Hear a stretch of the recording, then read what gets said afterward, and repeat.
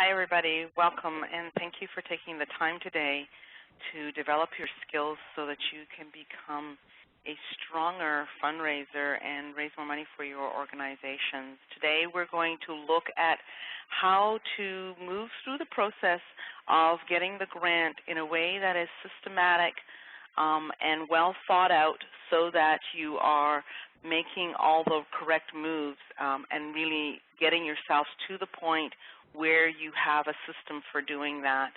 We're going to talk about why and how to do that, what the planning process would be at the beginning of that, and then go through the actual steps, the primary moves, identification, qualification, cultivation, solicitation, how to turn no's into yeses, what the major reasons are that foundation, not-for-profits have declines, how to steward a relationship with a foundation, and then some of the functionality you might want to look at for a prospect management tool.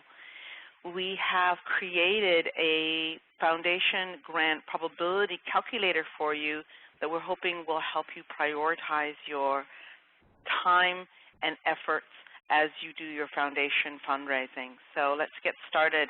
We may go a little bit over our hours. Hang in there, but we will do our best to take all questions, and if we don't answer a question in the time allotted, we'll certainly answer it when we send you the materials.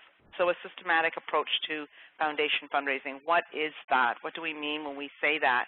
It's a formal process of identifying, qualifying, cultivating, soliciting, and then stewarding any gifts and grant makers with the objective of increasing the rate of success in obtaining grants. So it's a process of moves to get a funder to the point of giving you a grant and then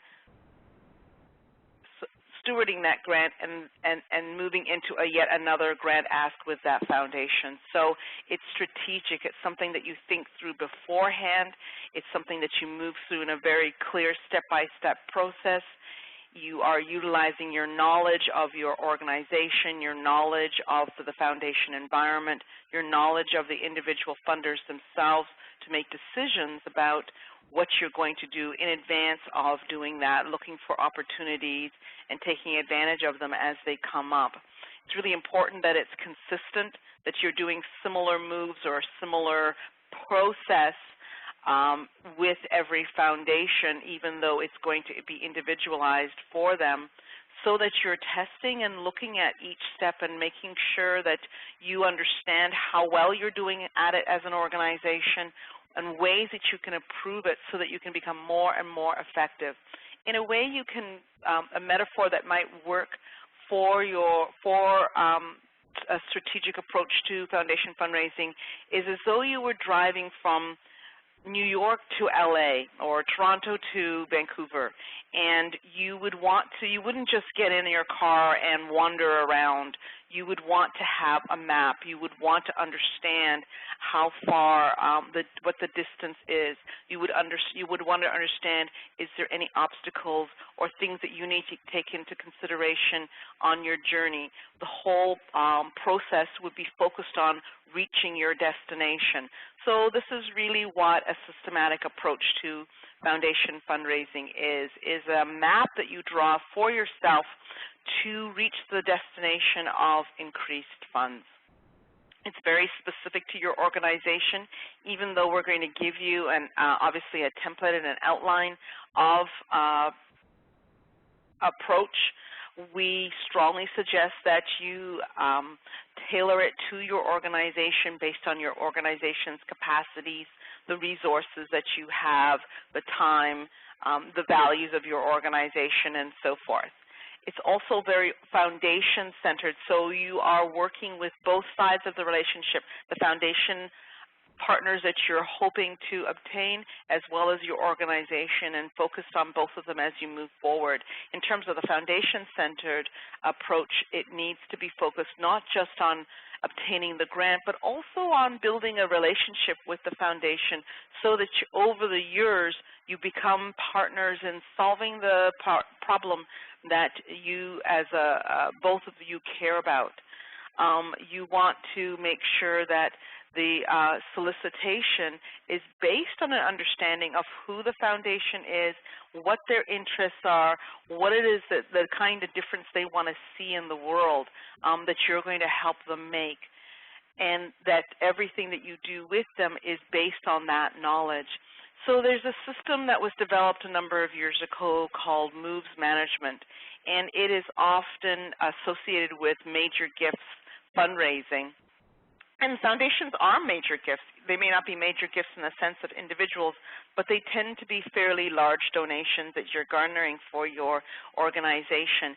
And I think the Major Moves process can be very well applied to foundation fundraising. So we're going to use that model, that framework, as the basis for the systematic approach that we're suggesting to you for foundation fundraising.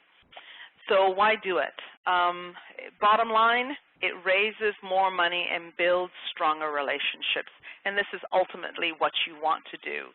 Time and time again, I've seen in my career, I've seen with our members and clients here at Metasoft that if they have a systematic approach, they simply get more grants. They build strong relationships within that process, and those strong relationships lead to even more grants, not only from those organizations, the original foundations, but in terms of the relationships that they can then leverage from those into other relationships and partners as well. So it is the ability to create a strong and stable base of money from the foundation sector that you can develop by having an approach like this. It gives your organization a strategic focus so that you are clear on where you're going, you're tracking how you're doing, you're analyzing what you're achieving, you're analyzing the results that you're getting, and then you're moving forward, re-strategizing, refining how you are doing things so that you can see greater and greater success. And you can see your progress every single step along the way, and that progress may be measured in a number of different ways, whether it's you want to increase the number of foundations that you go to, you want to increase the number of direct relationships that you have, you want to increase the number of organizations that you're in discussion with.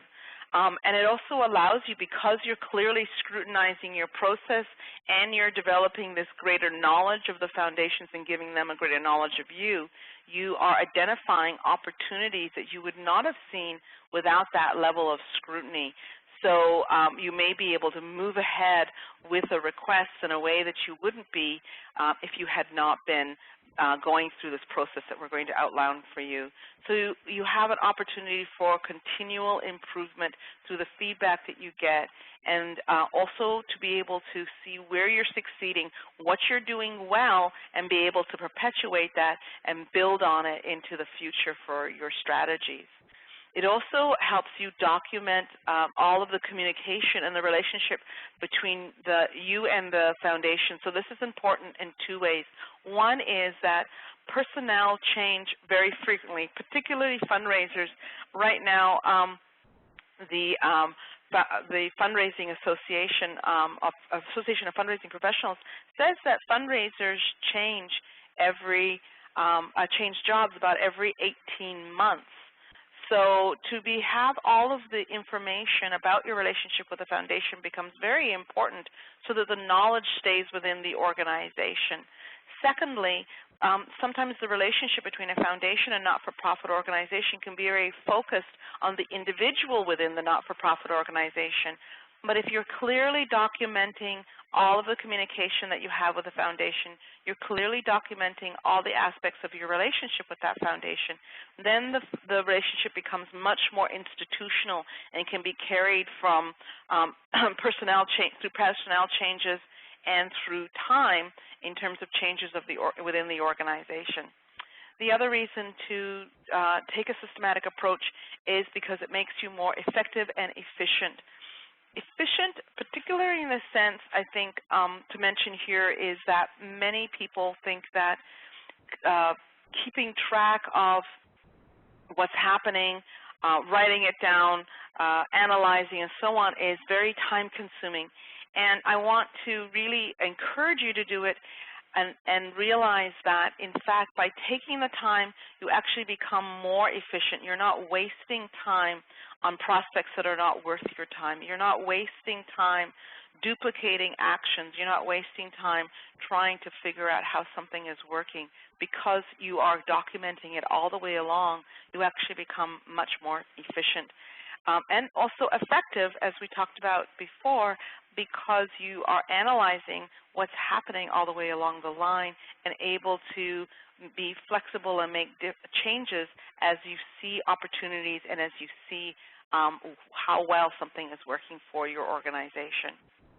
So it makes your not-for-profit organization a better steward in terms of the gifts that you have, and a better steward in the sense of managing your foundation fundraising process.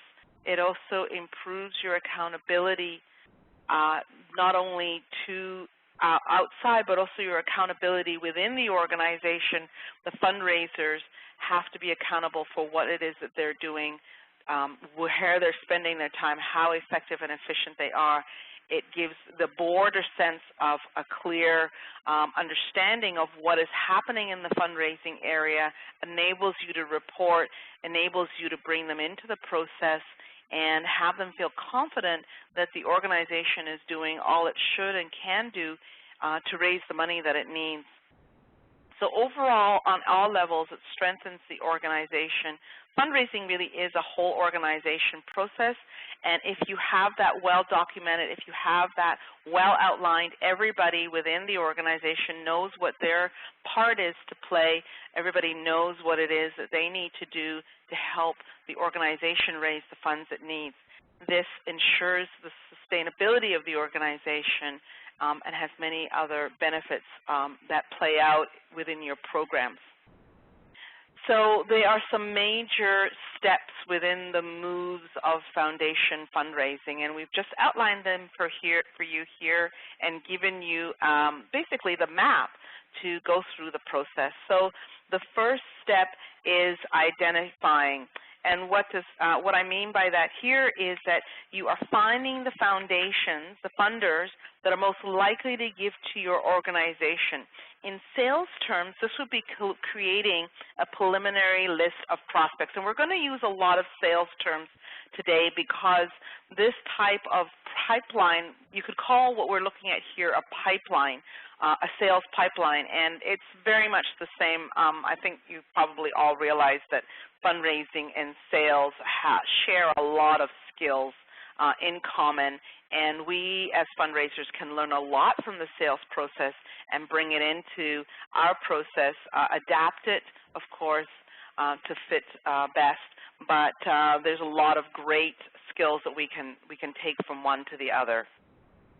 So the next step after you've identified, you've got a raw list of potential funders, and we're going to go into detail on each of these steps. This is just the outline. And then your next step is to qualify. This is checking each prospect is a good match for your organization using the information that you know about them in terms of their giving interests, the area in which they award grants, their capacity to give in terms of the amount of the size of the pots they have to give from, and their interest in giving to new recipients, to forming new partnerships. The next step is cultivation.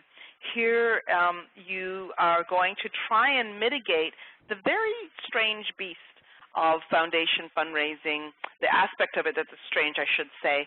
Foundation fundraising is the only kind of fundraising where you are asking someone you don't know and who doesn't know you to give you money. In almost every other type of fundraising, you are engaged with the potential donor in some way. And foundation fundraising, you don't tend to be that way. And so step 3 is your chance to mitigate this odd aspect of foundation fundraising and do your very best to understand the organization that you are asking for money from, and for them to understand you as an organization, for you to get to know each other before you ask them for money. So here there's kind of two levels of getting to know them. There's the level of knowing them institutionally as a foundation, and above that there's the knowing of the foundation environment itself. So they're in a foundation environment. There's a lot of trends happening within that you need to understand and know. And then at the next level higher, you are getting to know that foundation itself, what their interests are. In a way, you could think about, what is a foundation doing? They're saying that the place that we want to make a difference in the world is this particular area, and they are investing in you as an organization, counting on you to make that difference for them. So you want to really get to know who they are. You really want to understand the nuances of what it is that they are trying to do. And then the next level of cultivation, of getting to know them, is to get to know the actual individuals within that organization, within that institution, and for them to get to know you also, not just as an organization, but as individuals trying to fulfill a particular mission. So the cultivation step is a growing knowledge on both sides of that relationship. Having done that, you are then ready to actually ask them for money. And that can happen in probably one of two ways. One is to send a letter of inquiry, which is more and more what foundations are asking organizations to do as the first step in terms of a actual solicitation. Or sometimes you can go straight to a proposal. With the letter of inquiry, if you're successful with the letter of inquiry, it leads to a request for a proposal from a foundation. And those requests are more likely to be receive a grant rather than the first in as proposal.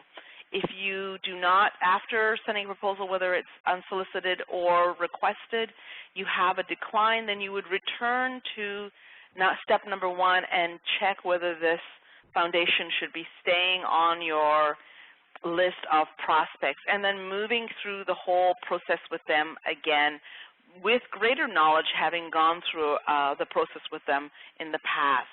Or if, the hopeful result is achieved, which is that you actually receive a grant, then you are stewarding, you are taking that relationship to another level, you're acknowledging, you're building on that relationship and returning to the qualification, the cultivation steps in order to ask for the next step in the next grant for your organization. So starting out with this whole process, we need to set quantifiable goals and criteria that can actually be measured to let you know how successful you are. And this is for every step on the decision process, and it's based on what the decision-making process is for a foundation, as well as the application process for the foundations themselves. It's tailored to the policies and procedures of your organization in terms of your capacities, your values, the feedback, and the results from the past solicitations that you have done. And so there's a tailoring happening all the way along the line, both in terms of the foundation and in terms of you, the organization. And that at each stage there is an understanding of what the objective of that stage is, as well as an understanding of what would be clear indications that you have met those objectives, so that you are constantly analyzing them and making decisions on how you'll move forward based on that. It's really important to put aside the time for meeting and discussing what your steps have been, what the results that you're achieving, how you should go forward, both in terms of the process overall, as well as in terms of individual foundations. You need to be looking for ways to engage the foundations on multiple levels, both before and after you have received a grant. And so each move in the process must keep the prospective funder, moving along the line on a continuum to a grant. And whether that's, the early stages when you're first getting to know them, or even after they've declined, you're always putting them back, if they're the right prospect for you, into that continuum towards achieving a grant, whether it's now or later. So you need to tailor your process to each foundation. Each foundation will have its own particularities around who the directors are, where they're located, what they're interested in, what they allow in terms of contact before, what they're interested in terms of contact afterwards. And so you're going to take this overall plan of identification, qualification, and cultivation, and you're going to tailor it for each foundation.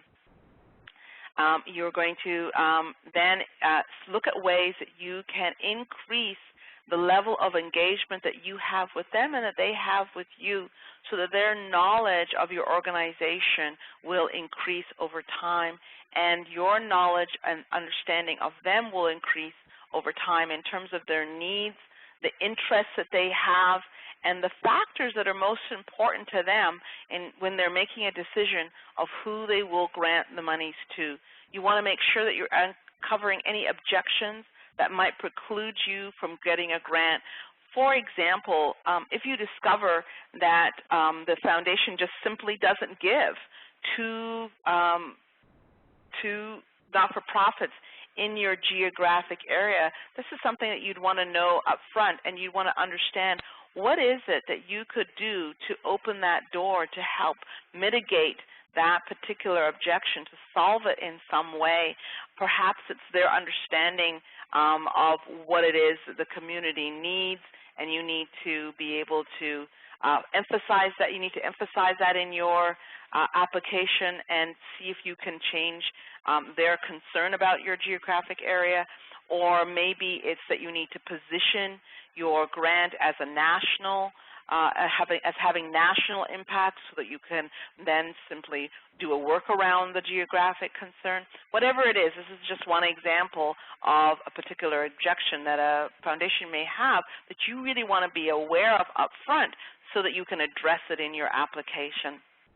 So you want to advance your strategy with every single move. No move in your process should be a just to do. It should be the objective should be to lead your organization to a grant ultimately.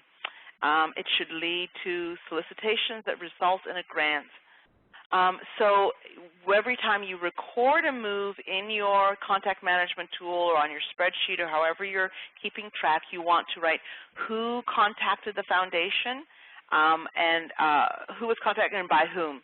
You want to write down what kind of move was it. Was it an identifying move? Was it a cultivation move? Was it a solicitation move? So just in those broad strokes, what was it that you were trying to achieve? Where, when, what, and why? Why did you have this communication with the foundation? This is a really important step to take, because it really forces you to not contact them unless you have a compelling reason to do so. So and not be wasting both your time and theirs. So it sets up a kind of a nice discipline for you. But when you do have a reason, it also gives you a strong basis to go forward with. In that move that you did with them, was there any follow-ups that were promised, discussed with them, just to make sure that you're fulfilling those? And then a decision on what should be the next move that you make, who should do it, when it should happen, where it should happen in terms of, like, should it happen on site, should it happen in a letter, should it happen online? That's the kind of the where we're talking about there. What should it be, and what is your objective? The why is what is your objective with that particular move. So before you even start to make your moves with individual foundations, you want to have some primary moves, foundational moves, that support your whole moves process. And the first of these is to develop a case for support. The case for the support is an internal document that you create that clearly articulates your organization, the need that it's trying to fulfill, or the gap in service within the community that it's trying to fill, the population that you serve, and the impact that your programs have on that population. We did a whole webinar on this, and if you're interested in learning more about how to create a case for support, you want to maybe have a look at the webinars that we have recorded and see if you'd like to listen to that one.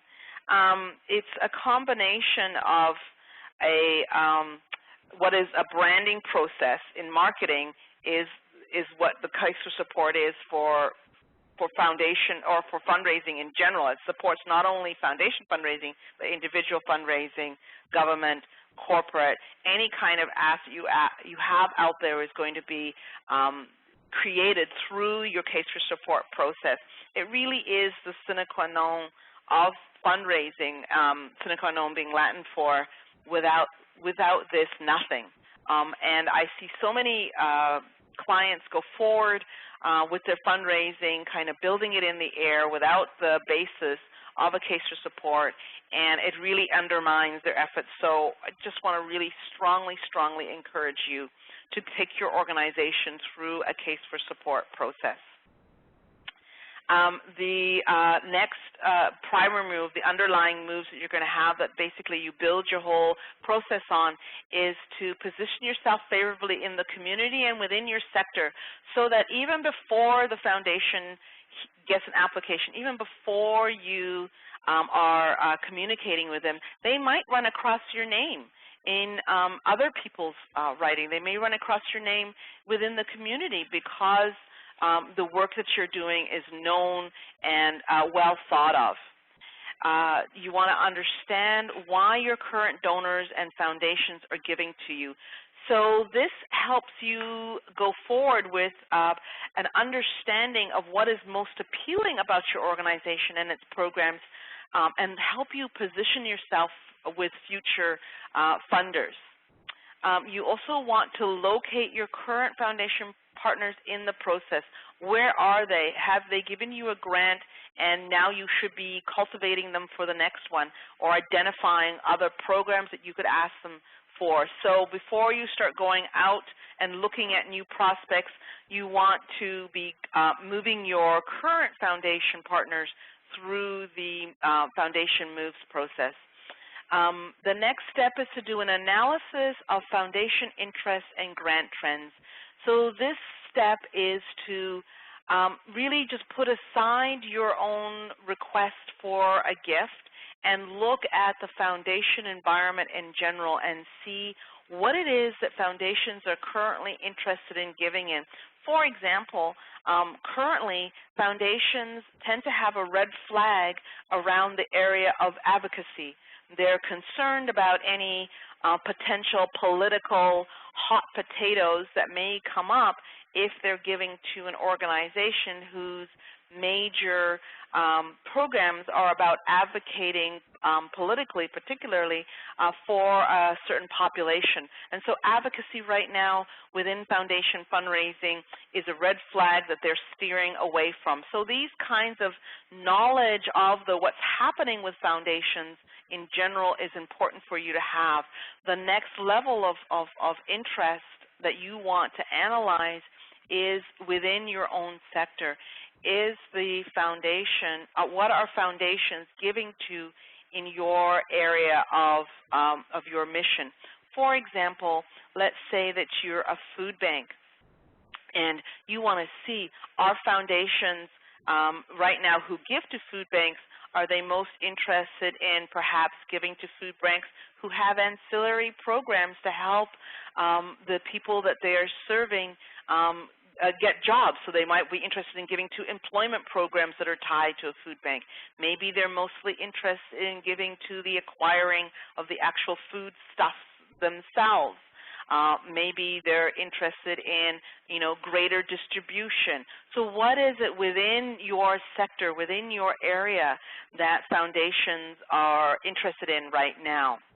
And this is and what kinds of monies are they devoting to those particular aspects of your sector that they're giving to? Next, you want to perform a competitive analysis.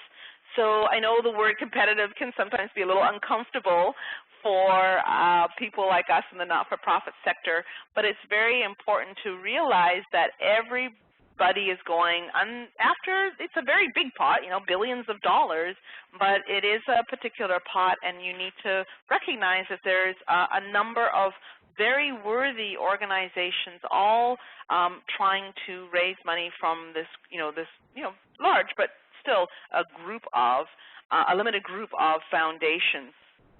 And so you want to see, how are other people doing?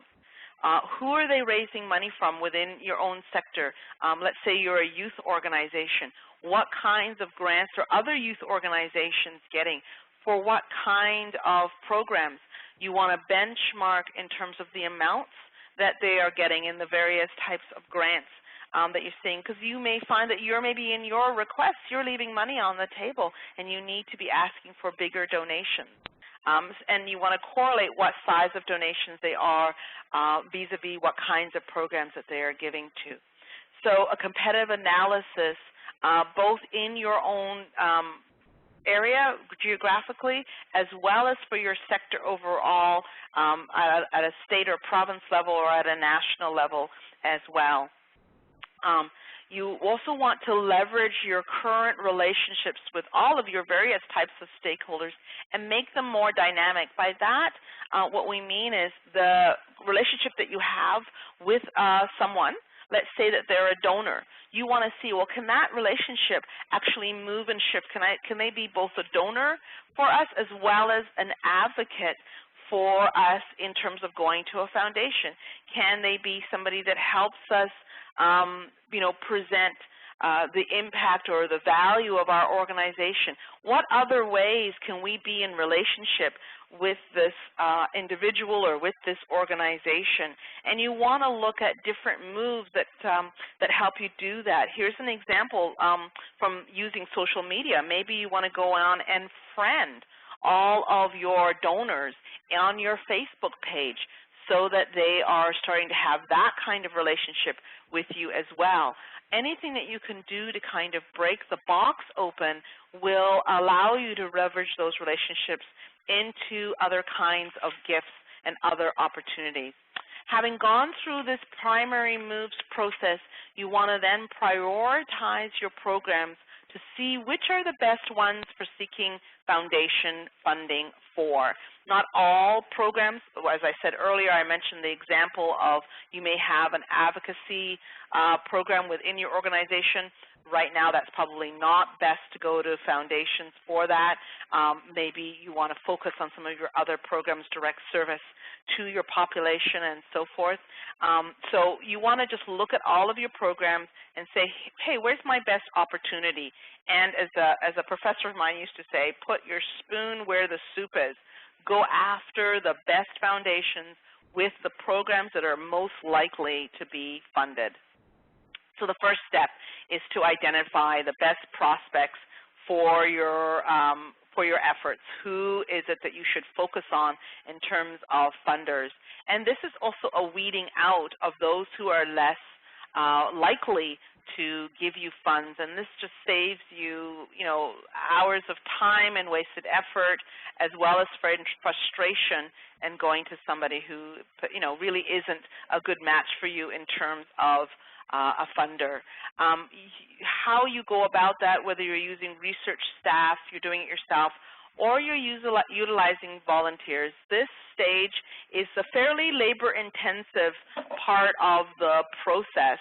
And can be done by somebody sort of sitting on their own. So I really encourage you, if you don't have staff, to ask a volunteer to do the kind of global research that can be done by anyone. And the moves here would be to look at your own organization's historical information, who's giving you donations in the past, who have you gone to in the past, what are the responses been to all of that. You want to identify prospects possibly purchasing a database like the one that we have here at Metasoft, which is called Foundation Search. The advantage of these databases is that they have tools within them to make your searches very, very fast. Only about 20% of the foundations, I believe, in the U.S. and about 15% in Canada have websites. And so it's databases, resources, tools like this where you have all of the foundations listed that are really going to allow you to expand and identify more prospective foundations for you to go to. You also want to look for a tool like this that has some analytics in terms of the kind of analysis that we're going to talk about today, the ability to look at a foundation and really come to understand them in a greater way. The tool that you're purchasing has the ability to do some kinds of comparisons, look at trends, give you the kind of deeper information that allows you to identify the best prospects for your organization. You can also search the internet. You can look at lists of donors from similar not-for-profit organizations. You can also look at general directories such as Who's Who and things like that, where you may come across names of individuals or institutions that will be able to help you. You want to identify prospects also using your stakeholders. We talked earlier about leveraging the current relationships you have. So here you want to go to your board members, your staff, anyone who you've turned into an advocate or someone who can help you with your fundraising, and pardon me, and ask them to let you know if there's anybody who they know who can connect you to a foundation, and then identify which foundations you would have on your list based on who you're connected to through your stakeholders, expanding your network of current connections by asking your stakeholders, particularly your board, to allow you to enter into their network of relationships and bring that into the discussion and the prospecting process. After you have this raw list of prospects, your next step is to qualify these, really making sure that the match is the right one for your organization, prioritizing these, the raw list so that you're going to the very best organizations. You're much better to focus on 100 or even less really excellent prospects that are well matched for your organization than you are to spend time on 500 unqualified prospects. So here at Metasoft, at Foundation Search, we have developed a process for very quickly and very efficiently determining whether a foundation is a good match for you, and we call it the 4-point assessment. And there are 4 areas at which you're looking at the foundation to see how well you're matched on that. And then later, when we show you our calculator, we're going to, show you a way to really concretely put this down, document it so that you can make an assessment, foundation versus foundation. So the first point in the 4-point assessment is their capacity to give. What kinds of funds do they have? How big is their pocket in the U.S., they must give 5% of their assets every year. In Canada, it's 3%. So you want to look at what is their assets? Are their assets going up or down? What is their ability to actually give to your organization? How receptive are they to new recipients? Many foundations give to not-for-profits they've given to over and over again over a number of years. The average in terms of new recipients is 20% of their grants. So you want to look and see, is this an organization that's 100%, 80%, 50% goes to not-for-profits they haven't given to in the past? If it's more than 20%, you know it's a very good prospect for you. The door is fairly open. If they are less than 20%, 20% again is the average. If they're less than 20%, you need to make a determination, and maybe they would fall lower. You'd still go to them, but they would fall lower in your priorities because they're less than 20% of their recipients receive. The recipients are new to them in terms of partnerships. The third point is to look at the giving trend in your sector.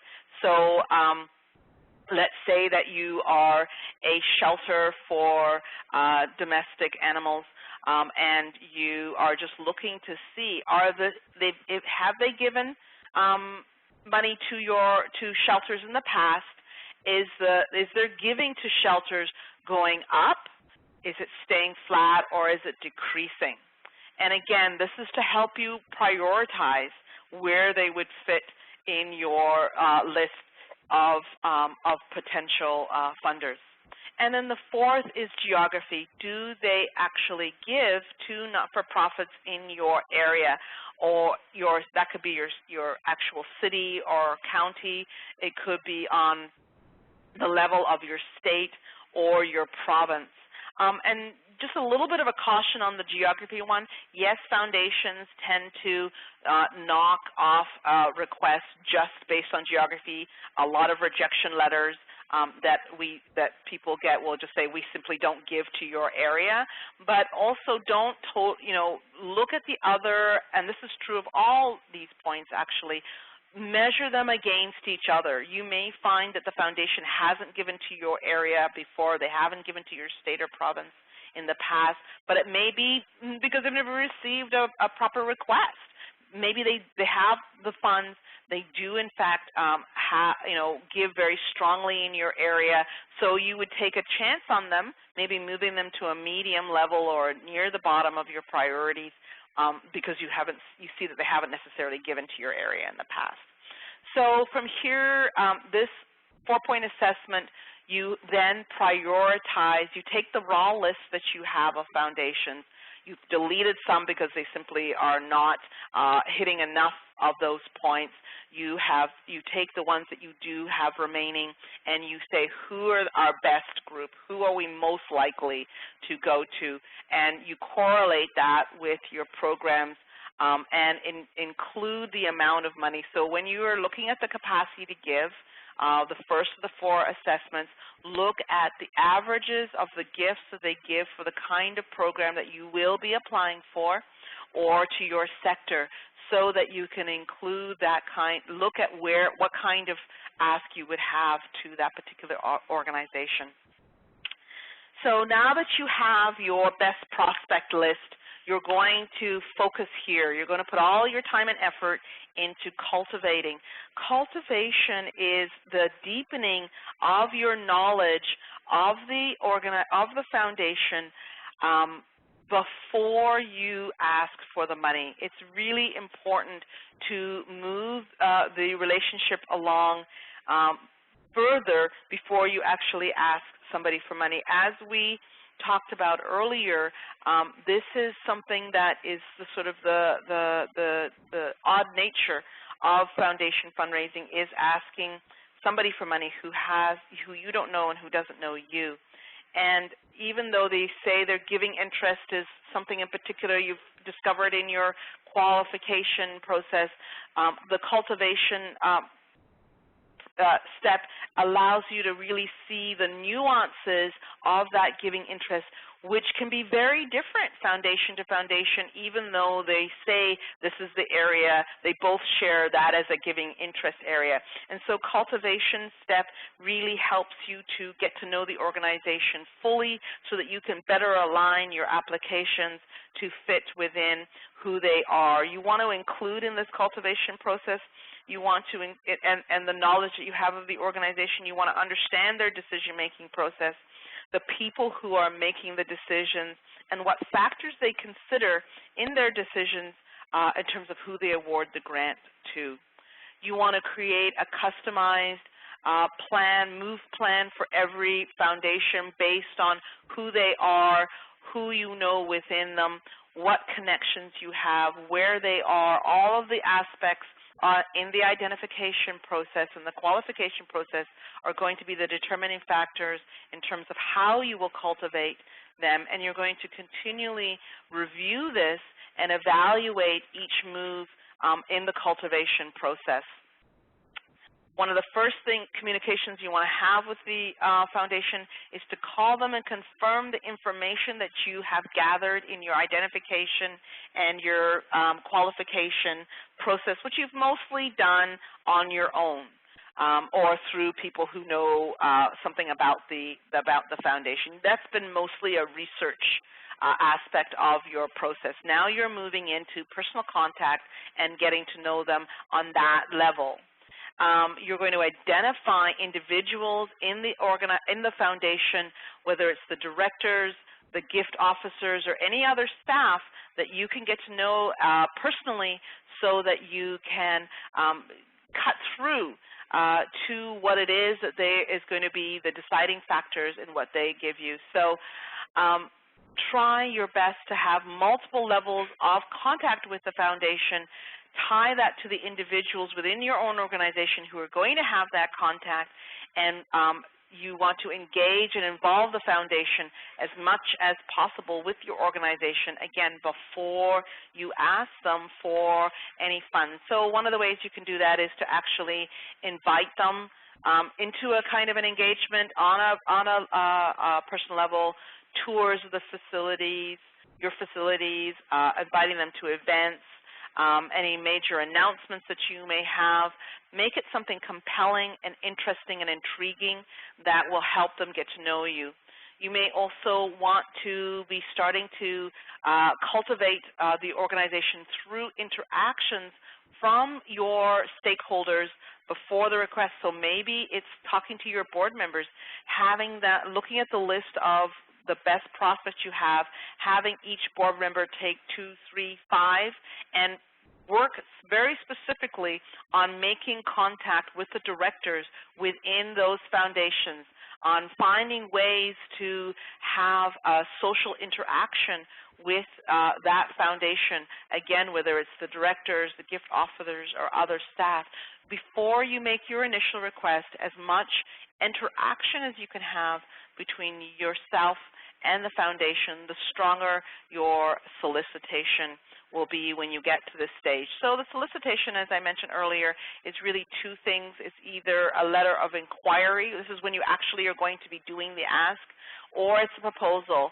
These can be sent in advance. Letter of inquiry or the proposal can be sent. Either one of those can be sent first.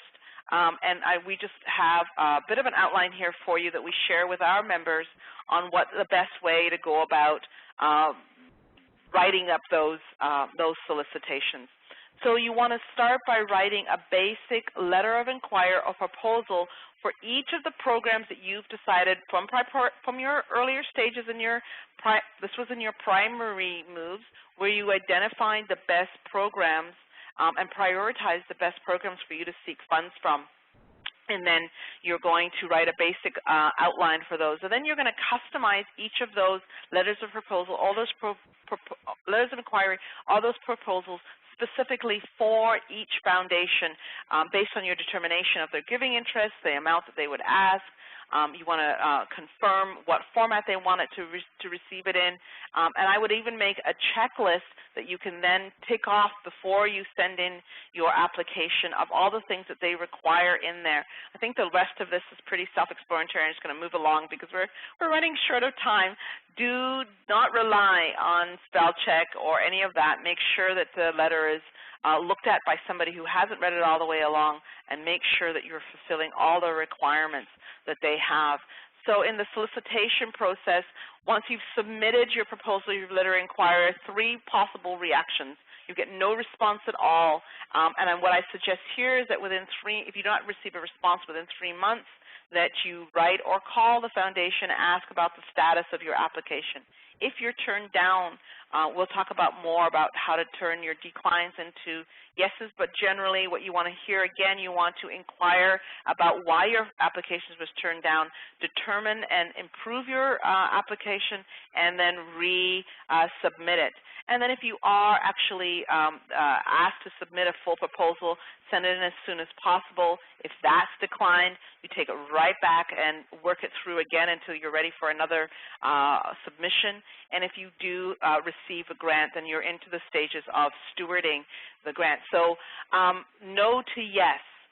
You want to continually improve your processes and your applications to succeed over time. Really analyze why your application was declined. Was it the moves in terms of the process? Was it the materials?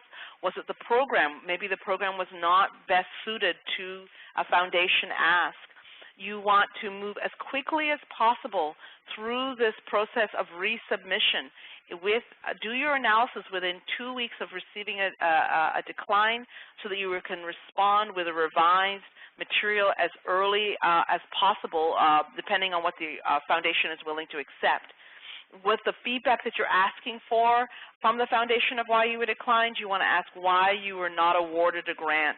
What was it about your application or about the materials or about the timing that made your application not successful?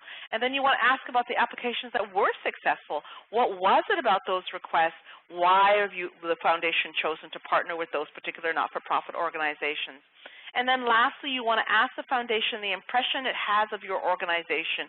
Who do they think you are? What do they think about your organization? Because this impression is often the foundation, the primary mover in terms of why they did or did not award your organization the grant, though they may say that it was for specific reasons, geography, what have you. It's really about the impression they have on your ability to fulfill your mission, on your ability to be a good investment for them, and so on. So you want to ask them about that. And I think we often focus on analyzing where things don't succeed, but it's important to analyze your successes as well and take them through this exact same process. What is it that made you successful? And then you can perpetuate that success in other applications.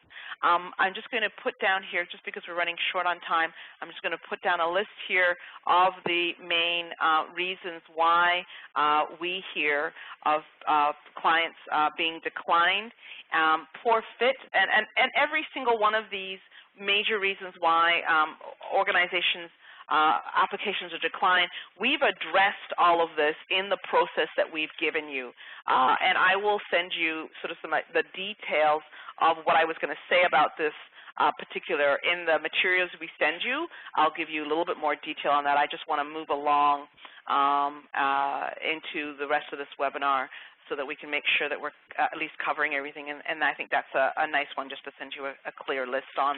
I can send you my notes on that. Stewarding the gift. This is once you have received a gift, you want to go through a process of really clarifying what the terms and conditions, how the foundation is expecting you to report on how your gift was utilized and so on, and how they're expecting you to acknowledge their gift. So that is on an institutional level. And then on a very personal level, from your cultivation process, you've gotten to know what for them would be meaningful in terms of a thanks. Maybe for some directors, it would be receiving letters from the people who actually benefited from the grant. Maybe it's about proving that you are fiscally responsible, or the impact of the amount of the programs that you have. Through your cultivation process, you're going to get to know what would be meaningful for them. You're going to look at what kinds of reports on impact of the grant.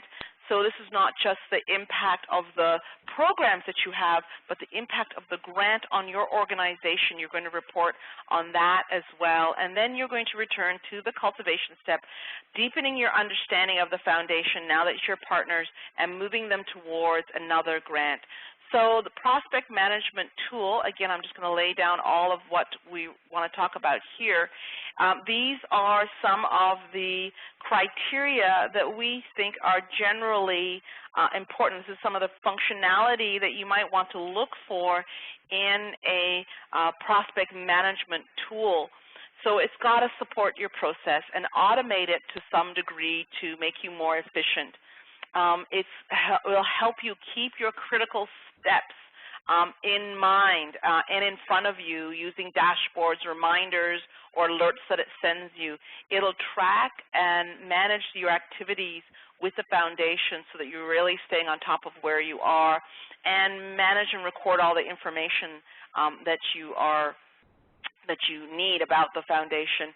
It should also help you be a central place where everybody who works on foundation fundraising can go to see all of the information about your relationship and where you are with that foundation. And it should have collection, analysis, and reporting abilities so that you're always knowing where you are on the pipeline and the benchmarks of your success. So we have created a foundation grant probability calculator. This is a fairly simple tool, but it's a way that we thought to help you concretize some of the moves that we are suggesting to you here in our outline, and also to help you stay on top of where you are in the process, help you prioritize which funders you should be focusing on, pardon me, and help you see what more you need to do to be able to move along in your process. So I'm just going to show you what it looks like and give you a little bit of a demonstration on here. I'm just going to make this a little bit bigger because so you can see it better. So we're definitely going to go over, folks, and I apologize for that, but if you can hang in or listen to the recording afterwards, I hope that this tool that we've created for you will be helpful to you. And I want to just show you a couple of aspects of it before we go to the questions and answers. So here you would type in how much money you need to raise. So here in our example, we've said that we're trying to raise $100,000. The amount that you need to ask, we have based it on a success rate of 20 to 1. So for whatever amount you need to raise in your goal, you would put as many asks as 20 times that amount. So for example, $100,000, if that was what you were trying to raise, you would ask for $2 million. You would have $2 million worth of requests out to foundations because obviously the majority of people are going to say no, but given that 1 in 20 say yes, you will actually raise the amount of money that you need. So everything along this dashboard is automated and will tell you where you are with it.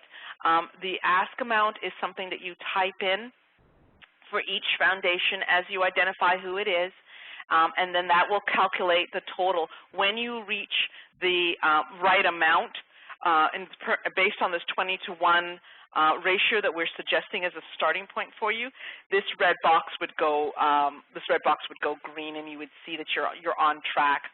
So, and then what grants have you already received?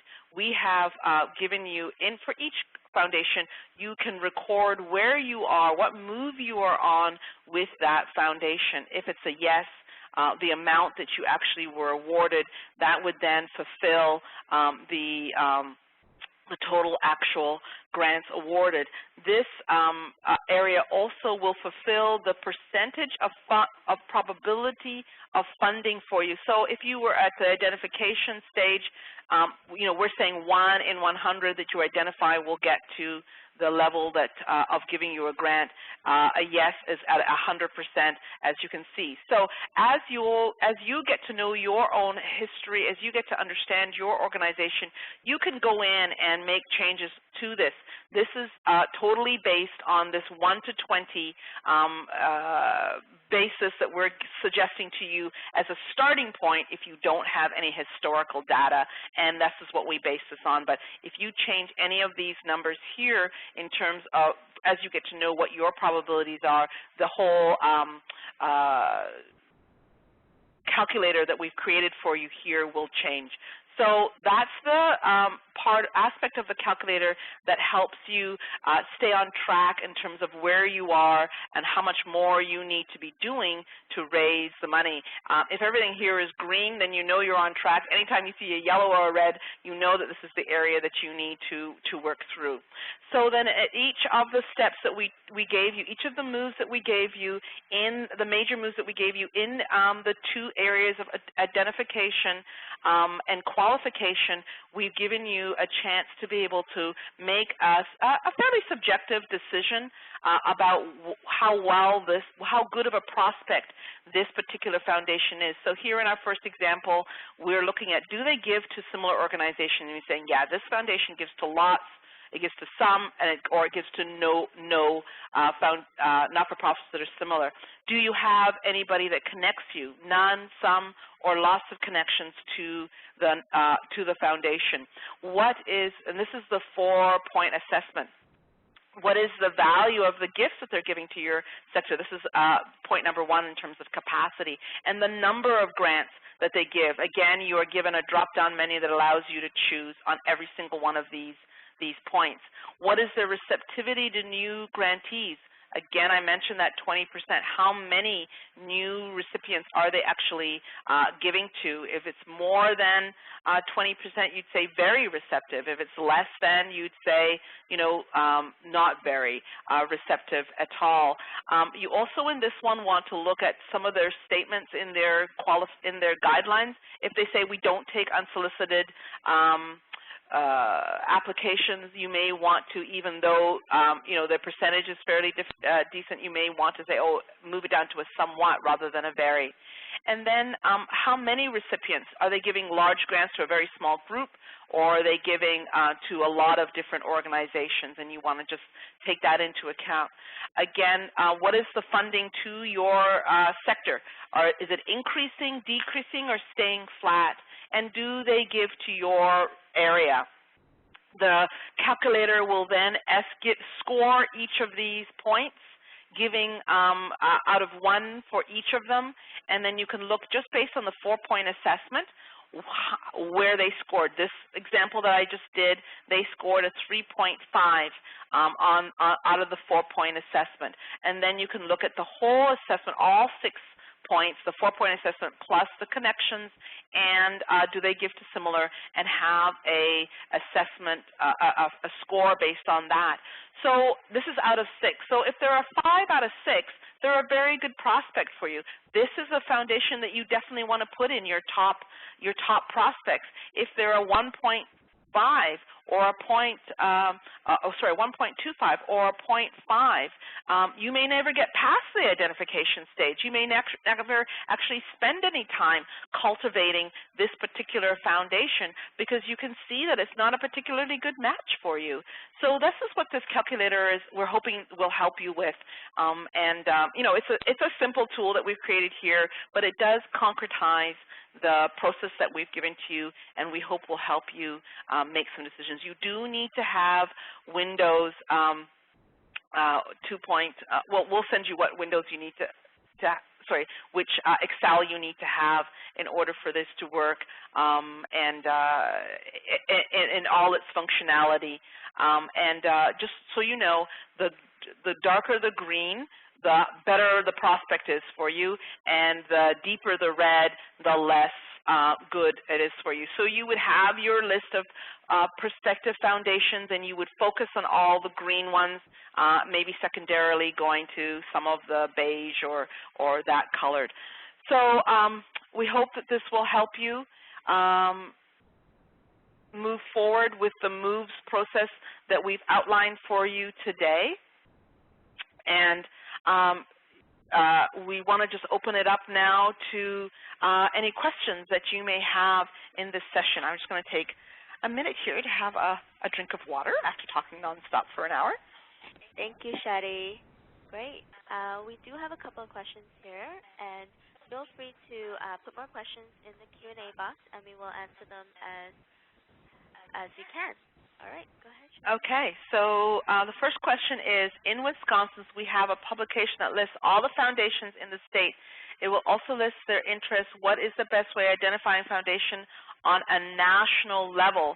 Well, you need to go to a national directory or look at purchasing one of the databases, the resources that I talked about earlier. Next question is, how long should the cultivation step take? It's a good question. I think you really need to tailor this to each foundation. Foundation fundraising is a process. You obviously want to move through to the solicitation as quickly as possible, but you also want to make sure that you're taking the time to really get to know the foundation. It's hard to put an exact number on it in terms of a timing. Let's say 2 or 3 months as a beginning place for you to think about that, but then to look at each individual foundation themselves and make a determination that's accurate for them. Can you give a direction on where to begin locating the information to analyze? Okay, so as I said before, you either have to do your own research or through internet, or look at one of the tools that are on the market. We, of course, have developed a tool called Foundation Search, and we think it's best of the breed. So, of course, that would be our highest recommendation, but, you know, by all means, look at all the ones out there that are possible and make your decision on what you would want to use. Next question, competitive analysis. Where do you get this type of information on your competitors? You look at your competitors and look at who they're going to list, they're going to acknowledge who they're receiving grants from. You are then going to go to that foundation and look at either looking at the tax return, you know, that they have submitted, which will list everybody who they gave to, and look at what it is they gave to that particular organization, and that's how you're going to do it. So you're going to start by going to the organization, looking at the list of their foundations, and then going into the foundation itself and looking at details. Of course, again, those database resources that we're talking about would allow you to be able to search for grants on a macro level rather than at the micro level in each individual foundation. Next question, what database tools do you recommend to identify your best prospects? Well, you know, we recommend our own because it's the best one, but I don't want to make this sound like an endless advertising, so I'll just leave it at that. What I suggest you do is Google foundation fundraising data tools and see who the list of the various people who provide those are. Next question, when you find a very good match to a foundation, but there is an indication of not accepting unsolicited proposals or being a pre-select funder, what can one do? I suggest that you send them a letter of inquiry. After you've gone through a cultivation process of trying to get to know them beyond the institutional level of knowing them, as you all know, what a foundation says they do, even what they say they give to, can be very different than what they actually do. So that's why you want to go through a cultivation process. Try to get to know them on a personal level. Figure out who in the organization you can talk to and get the actual understanding of that foundation. If that's still not possible, then I suggest that you send them an unsolicited letter of inquiry, you know, we've given you a bit of an outline of how to go about that. Next question, how do you determine whether the new recipients are being accepted by a foundation? Again, you can look at their tax returns and make comparisons year to year.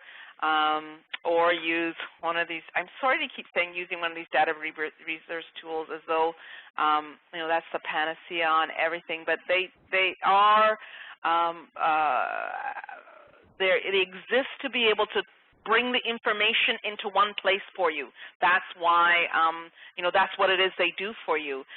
You can do it yourself. You can go and look at the tax return of the foundation. That is public information that you can access, and you can start to go through those returns and do the kind of analysis that we're talking about here. Next question. In qualifying moves, do you research literature, documents, or ask the foundation directly about the capacity and assets percentage of new recipients? You can do that. Either you'll find the information on their websites. They'll tell you who they've given to and what kinds of gifts they've given to, or in their tax return. You can also ask that question absolutely in the discussion that you have. This is would then move that into, if you can't find it in your research, you would move those kinds of questions into your cultivation step of your process with them. Next question, does cultivation ever come across being pesty? And I don't want to be a burden to the foundation, especially if they understand what I'm trying to do.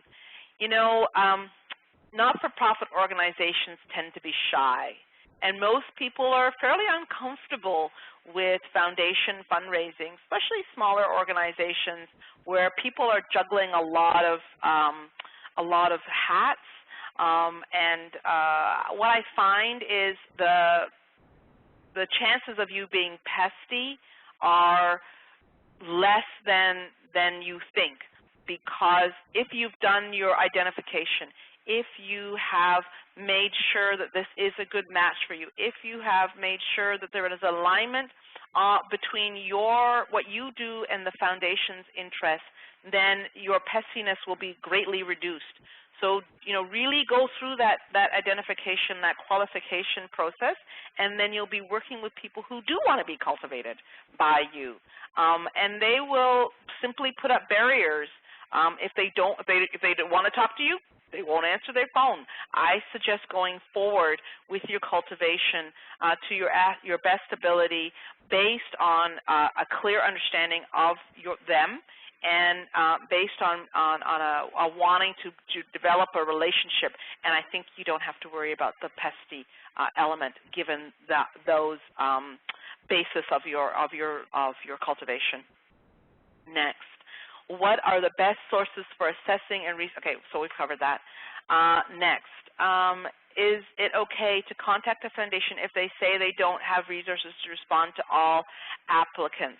I would say that you should make an effort to contact everybody who ends up on your best list and make a personal connection with them in some way. If you can do it at the level of the director to director, which is the peer-to-peer ask, so much the better. And as I said, you've got to figure out the distinction between what they say and what they actually do. And you cannot do that without trying to make a connection with them in some way. Next question, how do you determine whether new recipients are being accepted by a foundation? They will, a couple of ways. They will state it in their outline. Another way is that you can, again, look at their tax returns or use a database to look at and get analytics on who they've given to in the past, what grants they've given to in the past, and who they say they will give to. The next question is, although top lists of reasons for decline, how honest do you feel foundations are with their feedback? What are some of the ways to get to the real cause? Yes, there's a certain level of smoke screen that may be occurring in the declines that you're getting from foundations. They may have their template responses that they just send out, with a certain amount of the applications. But I think you have to take their feedback and utilize it in any case. You've been declined. They've given you the reasons for that. Try to make personal contacts so that you can have a conversation with somebody about it if you can, and then utilize the information, seeing it as honest feedback, not as a smokescreen, because it just isn't useful to you. It isn't helpful to you to be worrying about whether it is honest or not. Just take it and utilize it to move yourself forward. Next question: What is best to focus our efforts on relationship building or building a great proposal? Well, both. Sorry. They're both equally important. I mean, obviously the key, engagement, the key cultivation is going to be the solicitation in a way. So, of course, it all comes down to that in the end. But that solicitation is going to be much better received if you've gone through all the steps, especially the identification and qualification step, so that you're actually sending your solicitation to the right people. And then you're getting to know those people and you're framing your applications correctly. So that's the cultivation stage. So I'd say equal. In fact, I would strongly advise you not to send proposals into somebody you haven't taken through at least the identification and qualification program, at the very least. And then to whatever degree you can go through the cultivation, yes, there's going to be barriers to that to some degree with some foundations. So whatever degree you can take through the cultivation stages, then do so before you send in your application. Next question: What is the best way to get in? Okay, she invites. Okay, I haven't read it yet. What is the best way to get invited for a letter of inquiry from a foundation that does not accept unsolicited proposals? You don't get invited for a letter of inquiry. All letters of inquiry are usually unsolicited. In other words, the letter of inquiry is your first written communication with the foundation, and you don't normally get invited for that. It's the proposals that you get invited for, and that will usually happen on the strength of your letter of inquiry. I hope that answered that question for you. Please send that. We're still got 10 minutes, so the person who asked that question, if I didn't answer it properly, please ask a question again or rephrase it, and I'll come to it. I'm just coming to my last two questions here. Next question: How do you investigate the giving capacity of a foundation? You look at their assets, what assets they have, what's their income, and that's how you determine what the giving capacity, knowing in Canada that they must give away 3% of their assets each year, and the U.S. 5%. You also could look at what they give. Giving capacity, you can also approach that aspect of the 4-point assessment in terms of what do they give generally to your sector. That could also be the way that you determine giving capacity as well. The next question: What is the ballpark annual cost of foundation search? I'm going to answer that question specifically with that person. It depends on the which features and the length of your membership. Just to answer it generally, it depends on your features and the membership that you take. If you're interested, of course, please write to us, and we'll be happy to have somebody call you and discuss your specific organization's needs and talk to you about how Foundation Search could help you with that. So are there any? That was the last question I see here, but I just want to pause for a minute and just see if anybody has any more questions out there.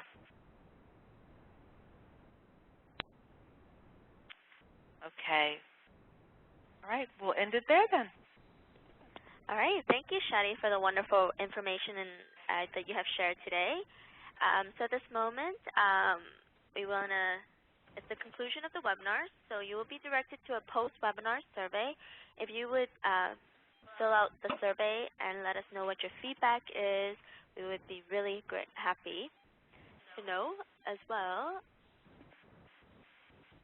I just want to mention, sorry, I'm jumping in here in the middle of Fanny's tying up of the webinar, just to mention to you that we do have another webinar coming up in a few weeks where we discuss the actual grant writing skills, the letters of inquiry, and the proposals, and really give you the keys for successful writing that's inspiring and professional and powerful to help you succeed at your foundation fundraising. I also want to announce 2 new series that we are beginning here. One we're calling Insider Intelligence, and this is going to be us connecting you to foundations themselves, to foundation experts, so that you can get to know the foundations at a deeper level and on that personal level as a group. And also we are developing a new series that will look at how to build relationships over a series of 2 or 3 webinars. So please keep an eye on your inbox for announcements of those 2 new series, as well as for our next upcoming webinar. So back to you, Fanny. Thank you, Shadi. So again, thank you everyone for attending, and thank you for participating in our question and answer period. Everyone will receive a copy of today's webinar. The recording will be available sometime this afternoon. And again, you'll be directed to a post-webinar survey after the session is completed. Please let us know what you think today and give us any feedback on what you want to see in the future as well. And thank you again, and we appreciate you taking the time today to join us as well as filling out the survey.